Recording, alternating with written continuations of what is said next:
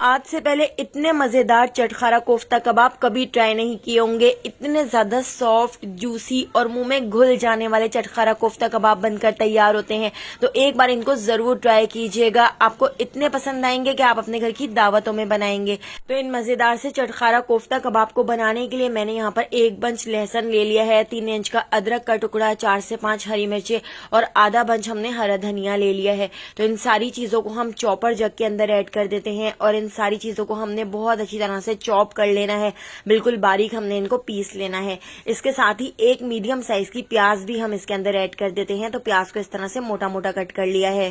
तो पहले मैं इन सारी चीजों को अच्छी तरह से पीस लेती हूँ, इनको बिल्कुल बारीक चॉप कर लेती हूँ। इन सारी चीजों को पीसने के बाद इनको मैं एक बड़ी प्लेट में निकाल लेती हूँ। इसके साथ ही इसी चॉपर जग के अंदर हम ऐड कर देते हैं 400 ग्राम के करीब बीफ का कीमा। तो मेरे पास मोटा वाला कीमा है, इसलिए मैं इसको पीस रही हूँ। अगर आपके पास बाजार का मशीन का कीमा हो तो आपको पीसने की जरूरत नहीं है। तो देखिए यहाँ पर इस कीमे को भी हम बिल्कुल बारीक पीस लेते हैं। तो मैंने यहाँ पर बिल्कुल रूखा कीमा लिया है और कीमे को हम इस तरह से चॉपर जग के अंदर अच्छी तरह से कर बारीक कर लेते हैं। अगर आप इसके अंदर 10% फैट ऐड करना चाहें तो आप फैट भी इसके अंदर ऐड कर सकते हैं। तो देखिए कीमे को मैंने बहुत अच्छी तरह से इस तरह से बिल्कुल बारीक पीस लिया है। तो कीमे को धोकर मैंने एक स्टेनर में रख लिया था, इसका सारा पानी अच्छी तरह से निचोड़ लिया था। अब यहाँ पर आप देख सकते हैं जो हमने हरा मसाला पीसा था इसके अंदर भी काफी सारा पानी है। तो इसके पानी को भी मैं अच्छी तरह से निचोड़ लेती हूँ। तो इन कोफ्तों में बिल्कुल भी पानी नहीं रहना चाहिए, नहीं तो आपके कोफ्ते ठीक से नहीं बन सकेंगे और फ्राई करते टाइम आपके कोफ्ते टूटेंगे। तो इसलिए आप पानी इसका अच्छी तरह से निचोड़ लीजिएगा। तो यहाँ पर हरे मसाले का पानी निचोड़कर मैंने साइड पे रख लिया है और कीमे को भी हम एक बार अच्छी तरह से निचोड़ लेते हैं। आप चाहें तो आप इसको कपड़े के अंदर डालकर भी निचोड़ सकते हैं या किसी स्टेनर से भी आप इसको निचोड़ सकते हैं। अब हम इसमें कुछ मसाले ऐड कर लेते हैं। तो ½ टीस्पून नमक ऐड कर दिया है। नमक हमने बाद में मसाले में भी ऐड करना है, तो नमक थोड़ा कम ही ऐड कीजिएगा। ½ टीस्पून लाल पिसी हुई मिर्चें, ½ टीस्पून लाल कुटी हुई मिर्चें, 1 टीस्पून मैंने इसमें चाट मसाला ऐड कर दिया है, ½ टीस्पून पिसा हुआ गरम मसाला ऐड कर दिया है और ½ टीस्पून पिसी हुई काली मिर्च। इसके साथ ही यहाँ पर मैंने भुना कुटा जीरा ले लिया है। तो जीरे को तवे पर भूनकर और कूटकर 1 टीस्पून भर के मैंने इसमें भुना कुटा जीरा ऐड कर दिया है। इसी तरह से आप यहाँ पर देख सकते हैं मैंने यहाँ पर भुना कुटा धनिया भी इसके अंदर 2 टीस्पून भरकर ऐड किया है। तो धनिया को भी आपने भूनकर कूटकर ऐड करना है। ½ टीस्पून आप इसमें मीठा सोडा भी ऐड कर लीजिएगा। इससे बिल्कुल भी कबाब सिकुड़ेंगे नहीं और बहुत ही जूसी और सॉफ्ट कबाब बनकर तैयार होंगे।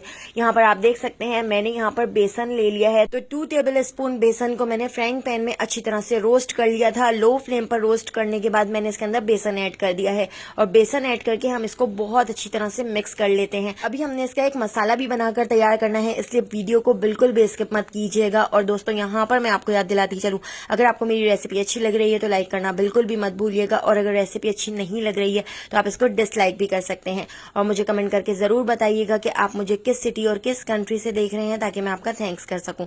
तो पहला थैंक्स जाता है साइमा को लाहौर से, नौरीन को स्कॉटलैंड से, जोहान को इटली से थैंक्स जाता है और मुजम्मिल को कराची से। तो मेरी रेसिपीज को इतना पसंद करने के लिए आप सबका बहुत बहुत शुक्रिया। आप मुझे जरूर कमेंट किया करें। तो यहाँ पर इस मिक्सचर को अच्छी तरह से मिक्स करने के बाद 1 घंटे के लिए मैंने फ्रिज में रख दिया था। उसके बाद हम इस तरह से इसके कोफ्ते बनाकर तैयार कर लेते हैं। थोड़ा थोड़ा हाथ पर इस तरह से पानी लगाने के बाद मैंने इस तरह से इसके कोफ्ते बनाकर तैयार कर लिए हैं। तो इस तरह से हमने मीडियम साइज के इसके कोफ्ते बना लिए हैं। तो सारे कोफ्ते बिल्कुल इसी तरह से बनाकर मैंने तैयार कर लिए हैं और इन कोफ्तों को बनाने के बाद अब हम इनको फ्राई कर लेंगे और आखिर में हम इसका एक मसाला भी बनाकर तैयार करेंगे जिससे ये कोफ्ते बहुत ज्यादा जूसी बनकर तैयार होंगे। तो एक फ्राइंग पैन में मैंने ऑयल को गर्म कर लिया था। ऑयल को गर्म करने के बाद हमने सारे कोफ्ते इस तरह से ऑयल के अंदर डाल दिए हैं और हम इनको शैलो फ्राई कर लेंगे। तो थोड़े से ऑयल के अंदर इस तरह से मैंने इन कोफ्तों को फ्राई कर लिया है और हमने इनको इतना फ्राई कर लेना है कि इनके ऊपर बहुत ही अच्छा सा कलर आ जाए। तो 10 मिनट के लिए मैंने इन कोफ्तों को ढककर फ्राई कर लिया था। इस तरह से अंदर तक ये कोफ्ते बहुत अच्छी तरह से फ्राई हो गए थे। कोफ्तों को फ्राई करने के बाद मैंने इनको एक प्लेट में निकाल लिया है। अब इसी ऑयल के अंदर हम ऐड कर देते हैं एक बड़े साइज का टमाटर पीस कर। तो मैंने टमाटर को पीस कर इसके अंदर ऐड कर दिया है।